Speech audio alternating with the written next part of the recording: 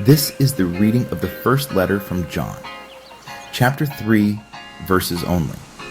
I'll have in personal reflection in the follow-up insights video about this chapter. Verse 1. See how great a love the Father has given us, that we would be called children of God. And we are. For this reason, the world does not know us, because it did not know Him. Verse 2. Beloved, now we are children of God, and it has not appeared as yet what we will be. We know that when He appears, we will be like Him, because we will see Him just as He is. Verse 3. And everyone who has this hope fixed on Him purifies himself, just as He is pure. Verse 4. Everyone who practices sin also practices lawlessness, and sin is lawlessness. Verse 5. You know that He appeared in order to take away sins, and in Him there is no sin. Verse 6. No one who remains in Him sins. No one who sins has seen Him or knows Him. Verse 7. Little children, make sure no one deceives you. The one who practices righteousness is righteous, just as He is righteous. Verse 8. The one who practices sin is of the devil, for the devil has been sinning from the beginning. The Son of God appeared for this purpose, to destroy the works of the devil. Verse 9. No one who has been born of God practices sin, because his seed remains in him, and he cannot sin because he has been born of God. Verse 10. By this, the children of God and the children of the devil are obvious.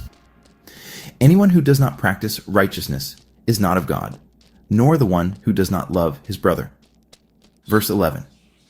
For this is the message which you have heard from the beginning, that we should love one another.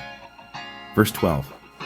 Not as Cain, who was of the evil one and murdered his brother. And for what reason did he murder him? Because his deeds were evil and his brothers were righteous. Verse 13. Do not be surprised, brothers and sisters, if the world hates you. Verse 14. We know that we have passed out of death into life because we love the brothers and sisters. The one who does not love remains in death. Verse 15. Everyone who hates his brother or sister is a murderer, and you know that no murderer has eternal life remaining in him. Verse 16. We know love by this, that He laid down His life for us, and we ought to lay down our lives for the brothers and sisters. Verse 17. But whoever has the world's goods and sees his brother or sister in need and closes his heart against him, how does the love of God remain in him? Verse 18. Little children, let us not love with word or with tongue, but in deed and truth. Verse 19. We will know by this that we are of the truth, and will set our heart at ease before Him. Verse 20. That if our heart condemns us, that God is greater than our heart and knows all things. Verse 21. Beloved, if our heart does not condemn us, we have confidence before God. Verse 22.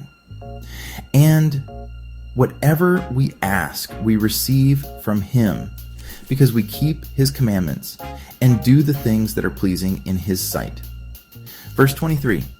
This is His commandment, that we believe in the name of His Son Jesus Christ, and love one another, just as He commanded us.